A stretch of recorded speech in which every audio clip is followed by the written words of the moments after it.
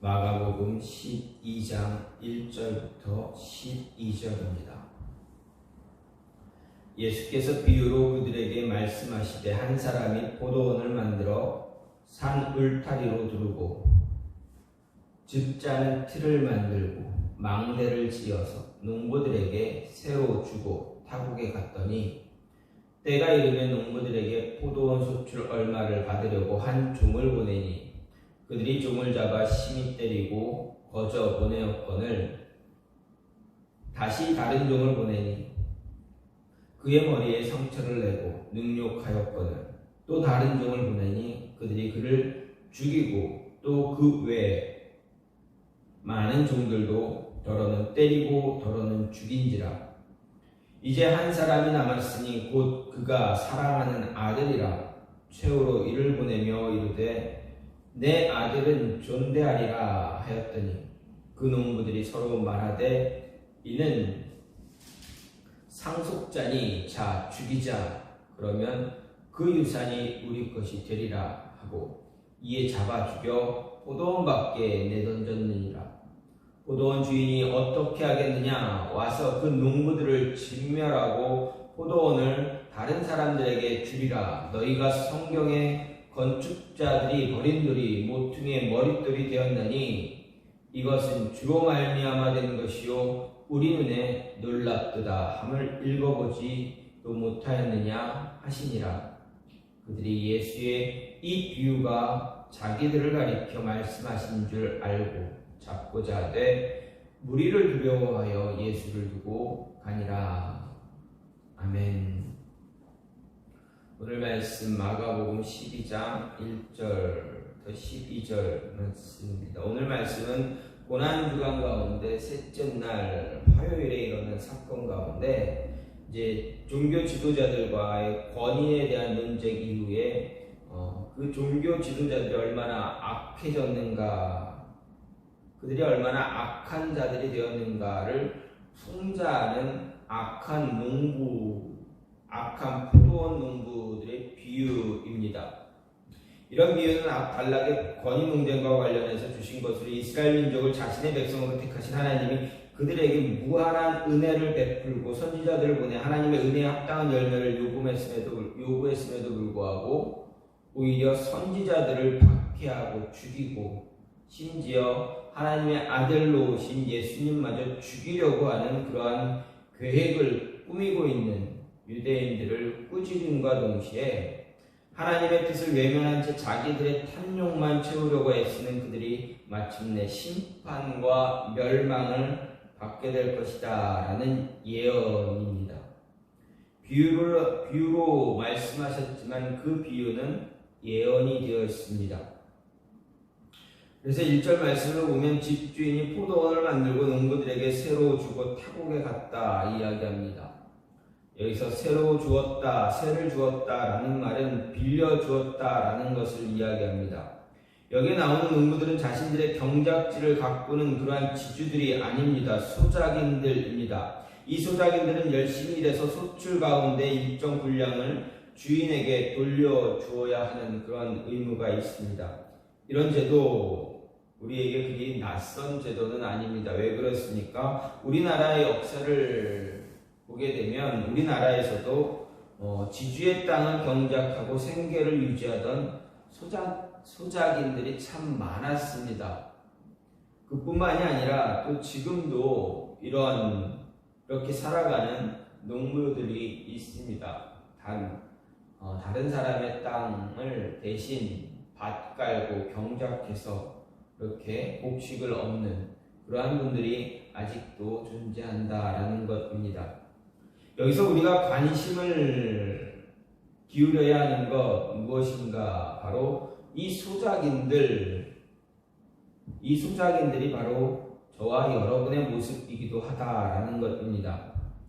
성경은 우리가 하나님께서 지으신 것들을 관리하도록 지음받았다라고 가르쳐 줍니다. 그래서 창세기 1장 26절을 보면 하나님이 가라사대 우리의 형상을 따라 우리의 모양대로 우리가 사람을 만들고 그로 바다의 고기와 공중의 새와 유축과 온 땅과 땅에 기는 모든 것을 다스리게 하자 이렇게 이야기하고 있습니다.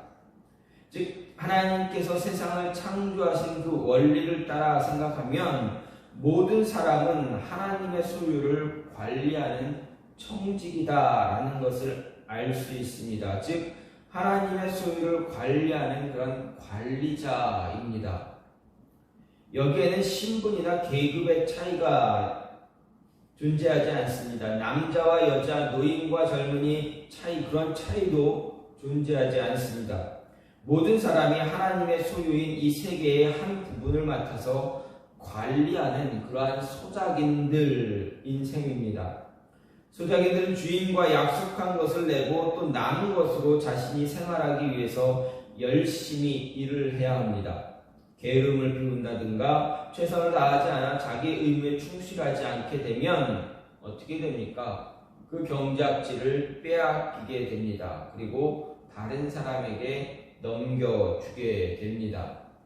그렇다면 우리는 우리에게 주어진 인생을 허비해서 안 된다라는 이야기가 됩니다. 우리에게 맡겨준 것을 잘 관리해야 하는 청직이라면 그 직분 잘 감당해야 합니다. 오늘 말씀 예수님의 이 비유를 통해서 그 직분을 잘 감당하기 위해서 어떤 모습이 있어야 되는가, 어떤 모습이 필요한가 생각해 볼 수 있는데, 먼저 좋은 것을 내놓을 수 있는 사람 되어져야 합니다. 즉 진실된 하나님의 청직이라면 맡겨진 일에 항상 최선을 다해서 좋은 것을 내놓을 수 있는 사람이 되어야 합니다. 2절 말씀을 보면 때가 이름에 농부들에게 포도원 소출 얼마를 받으려고 한 종을 보냈다라고 말하고 있습니다. 이 2절은 포도원 주인이 정한 때가 되자 농부들이 얻은 소출의 얼마를 받기 위해서 종을 보냈다는 내용 이야기입니다. 아마도 포도원 주인은 자신이 농부들에게 포도원을 맡기면서 때가 이르면 너희가 나에게 소출 얼마를 주어야 한다라고 분명하게 계약을 했을 것입니다. 농부들도 그 계약에 아마 도장을 찍었을 것입니다.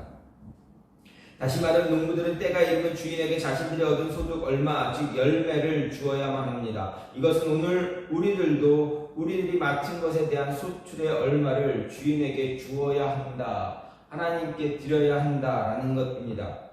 하나님은 우리에게 예수 그리스도라는 밭을 주셨습니다. 또 그 예수 그리스도를 통해서 성령의 열매, 신앙의 열매를 맺게 하셨습니다. 그리고 온갖 은혜를 베풀어 주셨습니다. 신앙이란 하나님이 주신 그리스도라는 밭에서 열매를 자라게 하고 거두는 일입니다.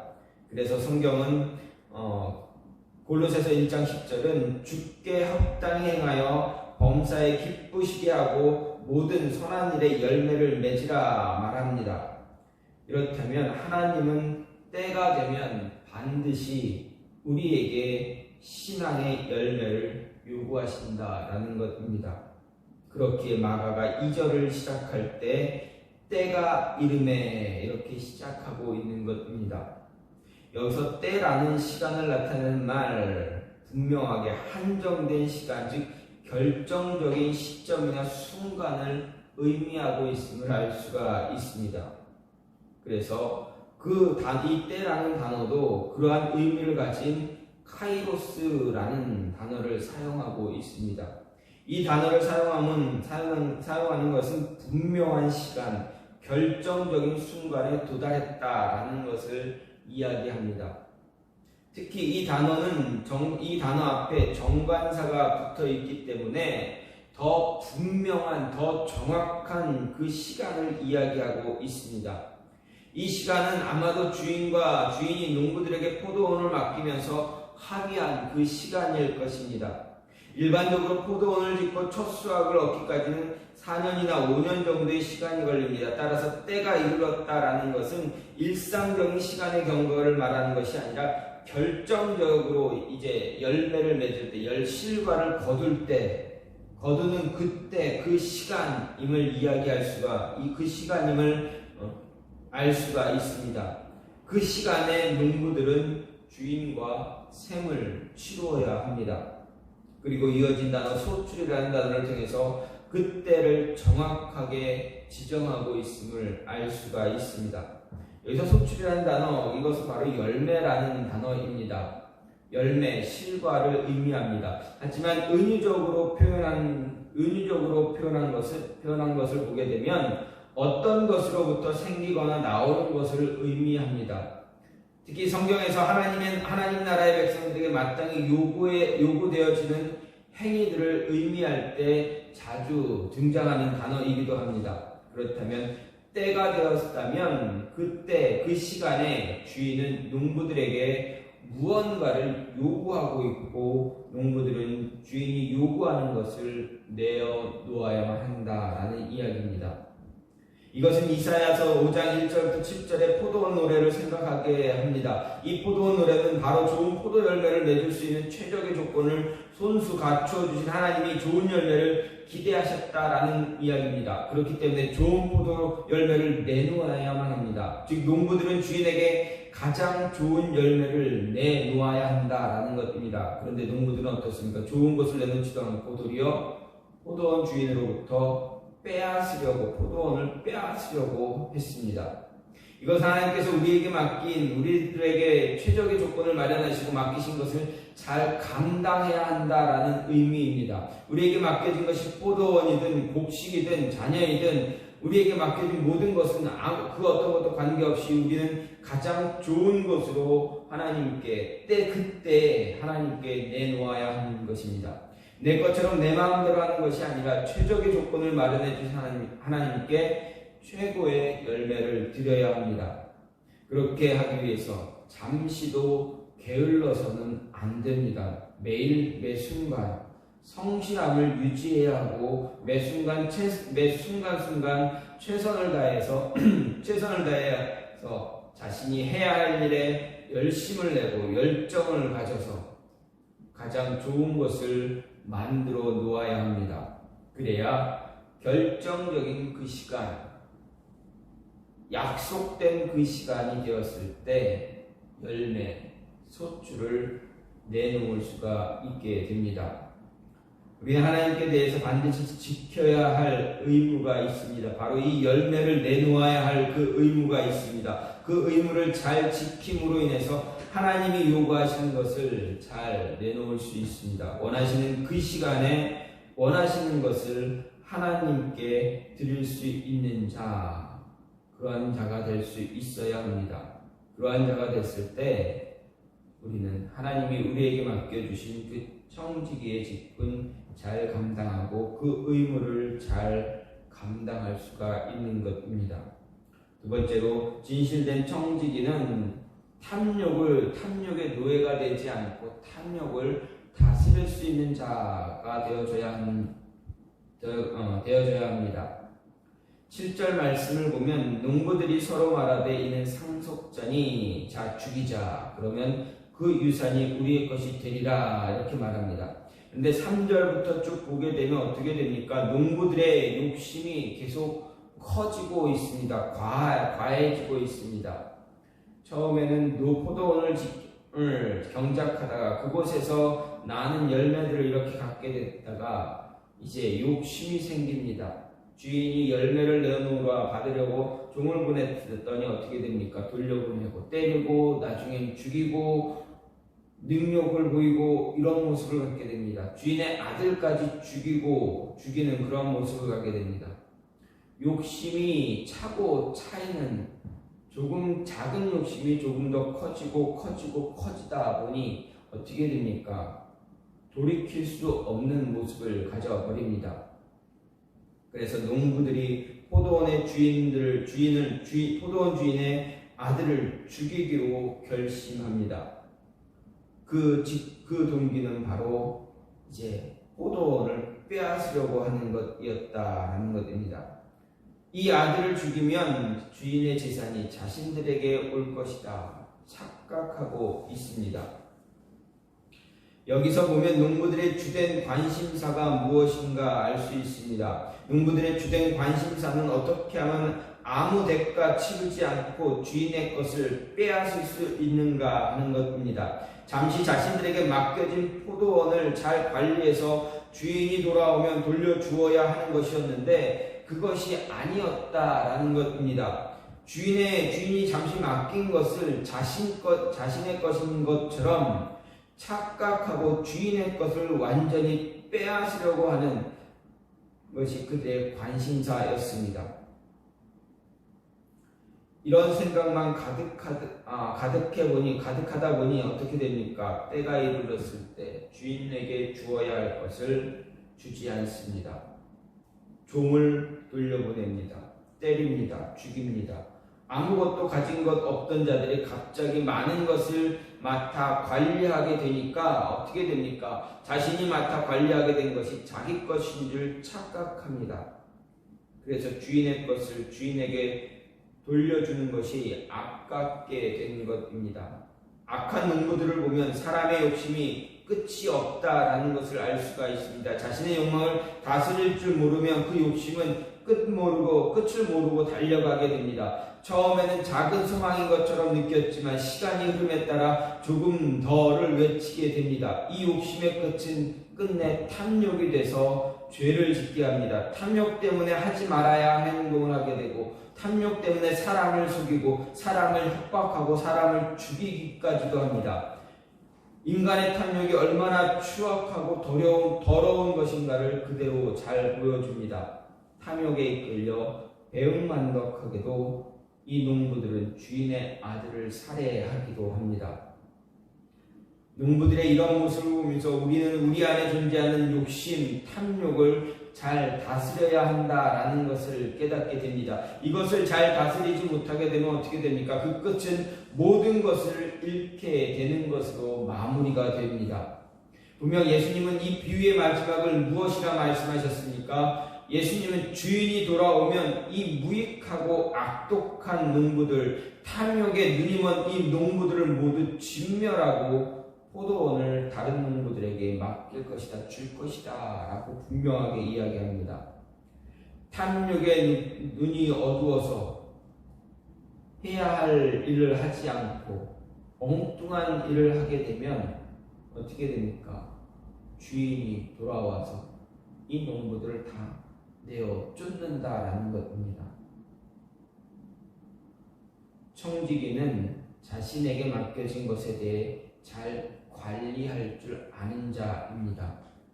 아니, 잘 관리할 줄 아는 자가 되어야 합니다. 맡겨진 것을 잘 관리함과 동시에 자신의 마음도 관리할 수 있어야 합니다. 불필요한 욕심 갖거나 탐욕 때문에 하지 말아야 행동을 하지 않아야 합니다. 내 것이 아닌 것을 내 것으로 착각하지 말라라는 것입니다. 내 것이 아님에도 내 것으로 착각하게 되면 불행은 그때부터 시작이 됩니다. 진정한 청지기는 자신에게 맡겨진 것을 잘 관리할 뿐 아니라 그보다 더 중요한 자신의 마음을 더 잘 관리할 수 있는 사람입니다. 마지막으로 진실된 청지기는 진리를 깨닫고 따르는 자입니다. 지금 매뉴얼을 지킬 줄 아는 자입니다. 12절 말씀을 보면 그들이 예수의 이 비유가 자기들을 가리켜 말씀하신 줄 알고 잡고자 하되 무리를 두려워하여 예수를 두고 갔다라고 이야기합니다. 즉 악한 포도원 농부들의 비유, 그 뜻을 알게 된 유대 종교 지도자들의 태도입니다. 자기들의 잘못을 인정하고 회개하기보다는 어떻게 합니까? 도리어 비유로 자기들의 악함을 책망한 예수님을 죽이려고 했다라는 이야기입니다. 그러면 예수님은 왜 그들을 향해서 이 비유에 대해서 말씀하고 있는가 합니다. 예수님은 종교 지도자들에게 이런 비유를 말씀해 주신 진짜 목적은 그들이 말씀을 들어서 진리를 듣게 돼서 자신들의 잘못 깨닫고 죄를 깨닫고 회개해서 하나님께 다시 돌아와 하나님을 의뢰하기를 원했기 때문입니다. 그럼에도 그들은 도리어 예수님을 죽이려고 했고 그 죽이려는 의지를 더 굳게 하고 있음을 볼 수가 있습니다. 이들은 분명 예수님을 통해 진리를 들었습니다. 지금까지 자신들이 믿고 의지해왔던 장로들의 전통, 율법은 도리어 자신들로 하여금 더욱 죄에 빠지게 만든 죄의 도구였다라는 것을 알게 되었습니다. 그럼에도 어떻게 합니까? 진리를 거부합니다. 마치 농부들이 주인의 뜻과 말을 들어 알았음에도 불구하고 주인의 종들과 아들을 죽인 것처럼 주인의 모든 것을 거부하고 있습니다. 진리가 주어졌음에도 그 진리에 합당하게 모든 것을 내려놓지 못하는 어리석은 종들과 똑같은 행동을 하고 있습니다. 이 유대 종교 지도자들은 자신들에게 맡겨진 이스라엘 백성들을 잘 관리하고 바른 진리의 말씀을 가르침으로 하나님과 더 가까이 할 수 있도록 바른 신앙의 백성이 되도록 해야만 했는데 하나님의 뜻과는 전혀 다르게 오히려 백성들 사이에 군림하면서 진리를 가르치기보다는 도리어 사람이 만든 전통을 내세우며 진리를 왜곡시키는 그러한 일을 행한 것입니다. 그런 그들을 향해서 하나님은 선지자들을 보내주셨습니다. 하지만 그 진리의 길을 그들은 따르지 않았고 오히려 악한 농부들과 같이 선지자를 함부로 대하거나 핍박하고 죽이기까지도 했습니다. 그래서 마지막으로 자신의 외아들 예수님을 보냈음에도 이들은 어떻습니까? 돌이키지 못하고 농부들처럼 예수님을 죽이려고 계획하고 있습니다. 진리가 자신들을 비추고 있다라는 것을 알면서도 그 진리를 거부하는 어리석음을 보여주고 있습니다. 이런 이들의 행동을 보면서 진실되게 세움을 받은 청직의 바른 모습 무엇이냐? 바른 진리의 말씀이 임했을 때 그 진리를 온전히 받아들일 수 있는 자가 되어져야 한다라는 것입니다. 자신의 뜻을 내세우는 것이 아니라 자신이 하고 싶은 대로 행동하는 것이 아니라 자신에게 주어진 그 진리대로 말씀대로 매뉴얼대로 행동해야 한다라는 것입니다. 매뉴얼을 따르지 않으면 말씀 따르지 않으면 자신에게 맡겨진 일 잘 감당할 수가 없게 됩니다. 관리자들이 자신들에게 주어진 매뉴얼을 잘 따르지 않으면 어떻게 됩니까? 잘 관리할 수가 없습니다. 할 수 있는 것이 아무것도 없습니다. 이 종교 지도자들은 자신들이 바른 진리, 진실된 청지기로서의 삶을 살아갈 수 있는 매뉴얼이 분명히 있었음에도 불구하고 그 매뉴얼 말 따르지 않았습니다. 즉 말씀 따르지 않았습니다. 대신에 자신들 스스로가 만든 그 매뉴얼을 가지고 하나님이 주신 진정한 매뉴얼을 대체했다는 것입니다. 그 결과 책망받는 어리석은 자들이 되어버립니다. 책망만 받는 것이 아니라 가진 모든 것을 다 빼앗기게 되는 그런 모습이 되어져 버립니다. 이런 모습 이스라엘의 종교 지도자들에게만 있는 것이 아니라 우리도 살아가면서 우리에게 주어지는 말씀을 거부하기도 하고 말씀 대신에 내 생각, 내 뜻을 관철시키기 위해서 도리어 하나님 앞에서 어린아이처럼 떼쓰는 모습을 갖기도 합니다. 회개해야 함에도 불구하고 왜 나에게 이렇게 하시냐고 도리어 따지며 화를 내기도 한다라는 것입니다. 하나님이 우리에게 요구하시는 것은 진리에 충실하는 것입니다. 잘 훈련된 청지기의 모습입니다. 우리에게 맡겨진 책임을 거부하거나 대충하는 것이 아니라 성실하게 최선을 다해서 감당하길 원하십니다. 이런 청지기 되기 위해서는 우리에게 주어진 진리, 말씀 잘 깨닫고 따를 수 있어야 합니다.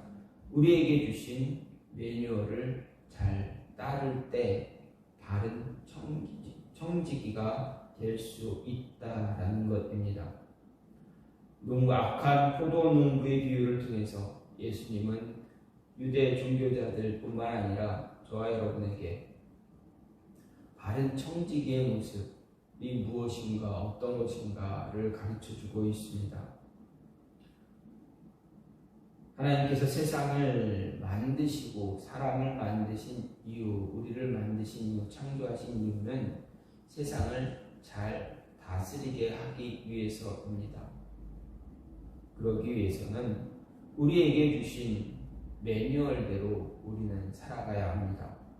그러기 위해서 그 매뉴얼대로 살기 위해서 언제나 성실하게 노력해야 됩니다. 그리고 늘 좋은 것으로 하나님께 드릴 줄 알아야 합니다.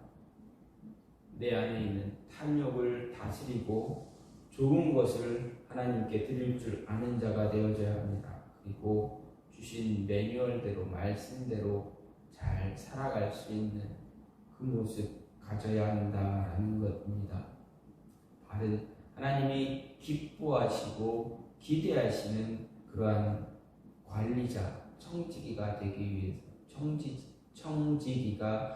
위해서는 주신 말씀을 잘 따르고 최선을 다해서 좋은 것을 주께 하나님께 드릴 줄 아는 그런 모습 가져야 하고, 우리 안에 있는 욕심, 탐욕을 잘 다스려야 한다는 것입니다. 이 모습이 저와 여러분 안에 늘 있어서 하나님이 저와 여러분에게 맡겨주신 것을 잘 관리하고 잘 이끌어갈 수 있는 그런 모습이 있기를 간절히 소망합니다.